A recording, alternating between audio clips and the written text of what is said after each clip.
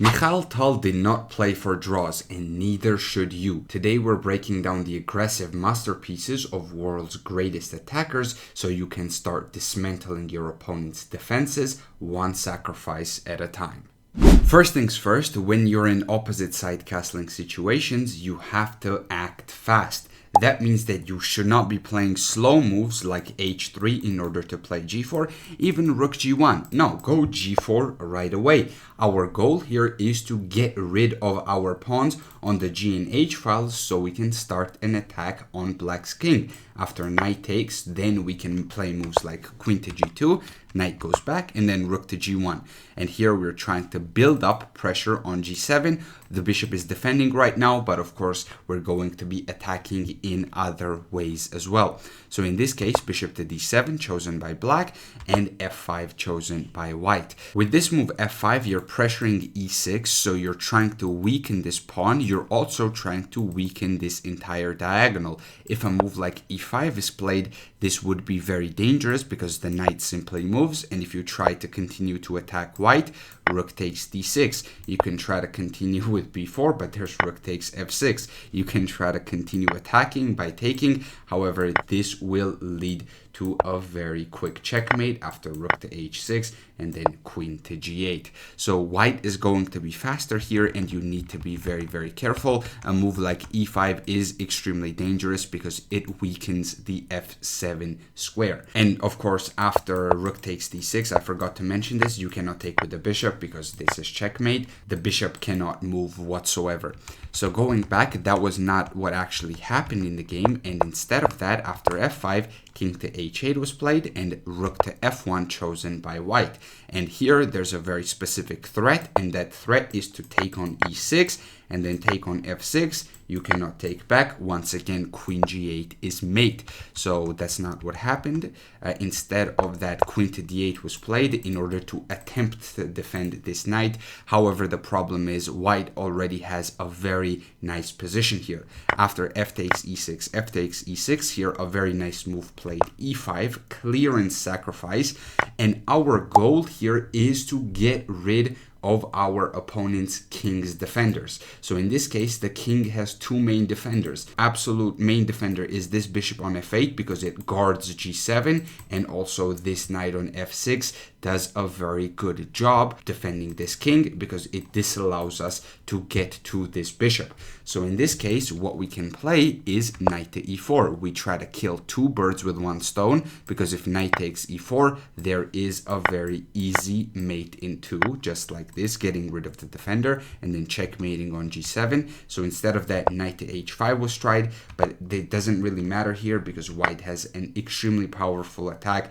Knight to g5 just ends the game right away. You're forced to sacrifice the queen, or if you take the knight, then you will get checkmated in a couple of moves. So there's queen f7 here, king back to h8, rook to f3 threatening rook h3. Let's say a move like g4 is played, there's rook takes g4, and you're not stopping rook h3. You have to start giving up material, and at that point you're still going to get checkmated. It is not going to help you whatsoever. This position was played by someone you know quite well. It was Mikhail Tal with the white pieces. So in this case, g5 was played by Tal, knight to d7, and then h4, just simply trying to continue pawn storming. So in this case, b5 was tried by black. However, Tal is just doing Tal things, so he plays this move pawn to g6. So now, why pawn to g6? That square is guarded twice by black, by the f pawn and the h pawn. However, that doesn't matter when we are trying to attack the black king.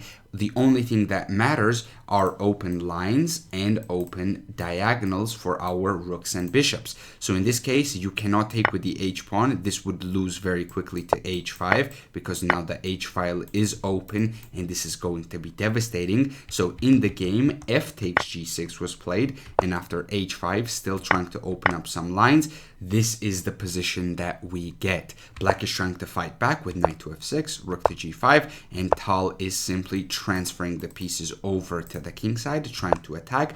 But black is fighting back though. Knight to c4, bishop c4, and then pawn takes c4. This is a very common motif in a lot of Sicilian positions for the black pieces. So if you play the Sicilian from the black side, try to remember this idea. When the knight lands on c4 and white takes it, you should not take with the queen in some positions. You actually should take with the pawn instead. This gets rid of the knight from b3. It also opens up a semi-open file for the black rook, so the black pieces can attack. This is a very common motif. You should keep in mind rook to b8, rook to h1, and here Tal is simply doing Tal things. Rook to h6, a very flashy move. However, it can be easily defended with king to f7. So now Tal actually had an opportunity here to take on f6 and go into this position right here. Rook g4 or rook g3 are both possible. Let's say rook g3, d5, and then queen to h2 was possible.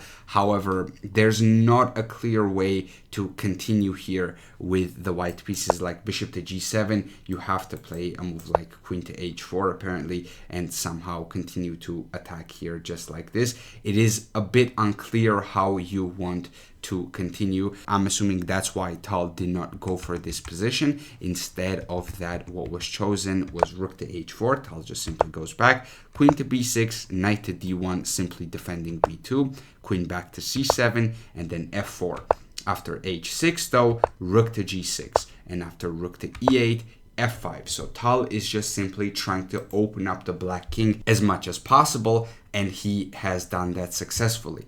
In this case, e5 was tried in the game, but the problem is in this position, Tal sacrificed the knight on d4 because you're going to be landing a knight on d5. For example, if you take this knight on d4, there's rook takes f6. You cannot take the rook with the king because knight d5 loses the queen. So you have to take this with the pawn, but knight d5 anyways. And now queen g6 is a game-winning threat. Queen g6 is checkmate. If you move the knight, queen g6 is mate in one. So you have to be very, very careful. And in this case, there's no way to defend. White is just simply winning. And what happened was that after queen to d8 was chosen here, and after knight c6 in this position, black resigned the game.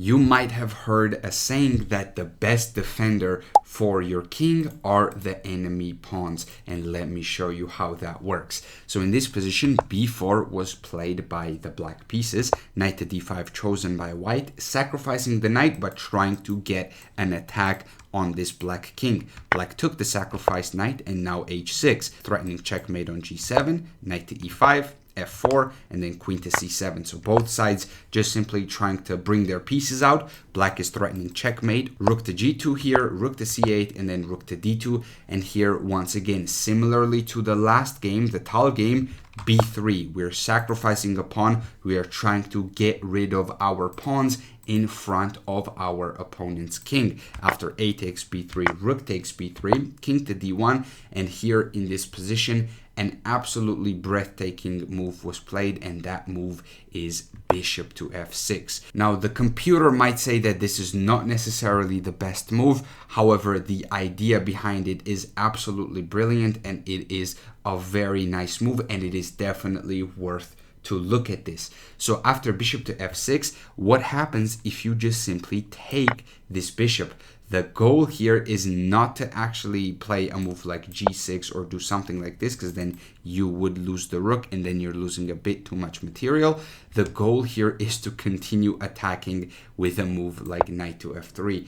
And the thing is, after a move like knight to f3, if rook takes g7 is played, king to h8, your king is completely safe here. It looks like your king is under a lot of danger, right? Oh my god, these pawns. Oh my god, the open g file. However, speed is of importance, and white does not have enough time to actually attack you over here, and your king is completely safe. Even if white took with the pawn, just ignore the fact that the queen is hanging. The king would be safe here. This is a safe position for the black king because the pawns of white are blocking the rook. So this would be an absolutely phenomenal idea. Queen does not have a lot of good squares. Like if you go queen to a4, for example, there's rook takes e3, and there's no attack here. Rook g7, king h8, and if you take with the pawn, trying to get an attack on the h file, that's that's also never gonna work because there's no attack on the H file either. So either your opponent's pawns are covering you,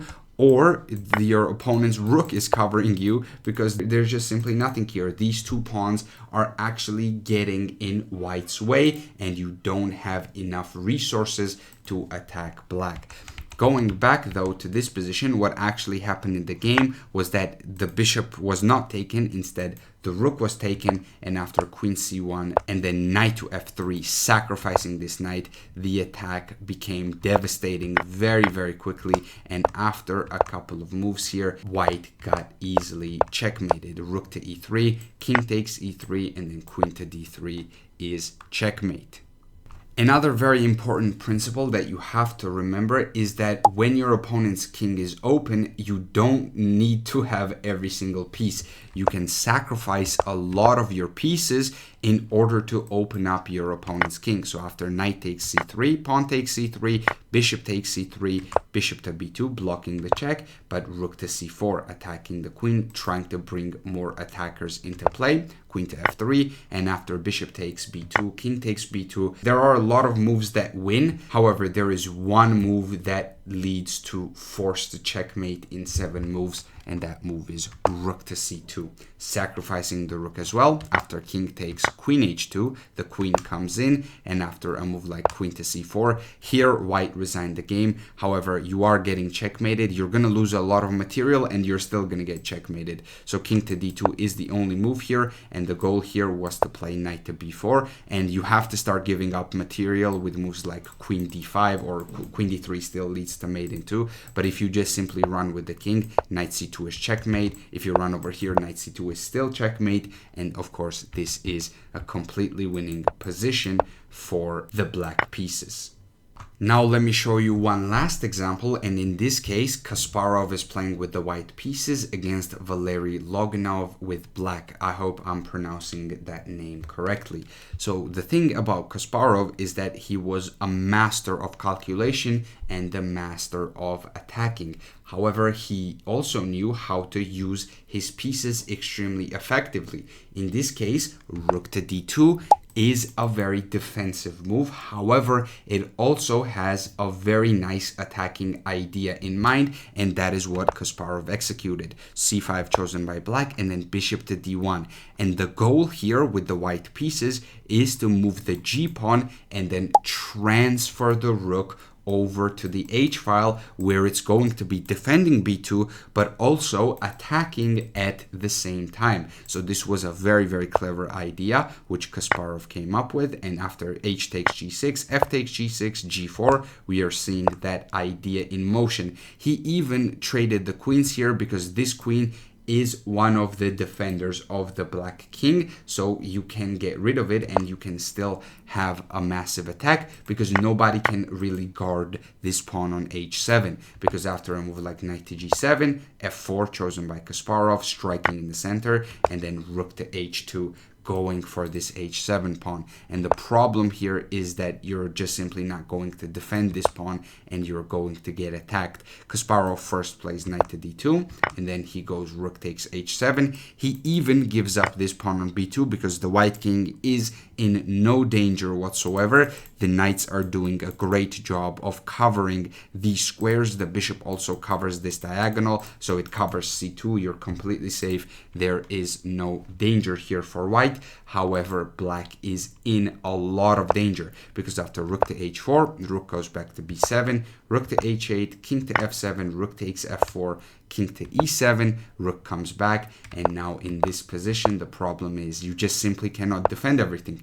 e5, striking in the center, another clearance sacrifice, another e5 clearance sacrifice as well. It's the exact same clearance sacrifice that we saw a couple of games ago, because you're freeing up the e4 square for your knights. And after rook to b6, knight to e4, bringing the knight into play. After knight to b7, captures, rook to e6 check, and here I believe is when black actually resigned the game, after rook to e6, or it was maybe after king to d7. Regardless though, this position is completely winning for Kasparov, because there's nothing you can do with black. And to show you just one example, after knight takes d6, rook takes d6, Bishop to a4 check, and now you're going after this bishop, and it is impossible to defend everything. You have to go king c7 because you have to maintain the defense of this rook. If you go king c8, you lose the rook over here, and if you go king c7, you lose this bishop over here, and no matter what you do, you're going down material, and you have a losing position. You're also losing the knight as well, in addition to that, although there's king to d8 in order to save some material, but the problem is you still have a terrible position, and you're still going to lose very, very badly here.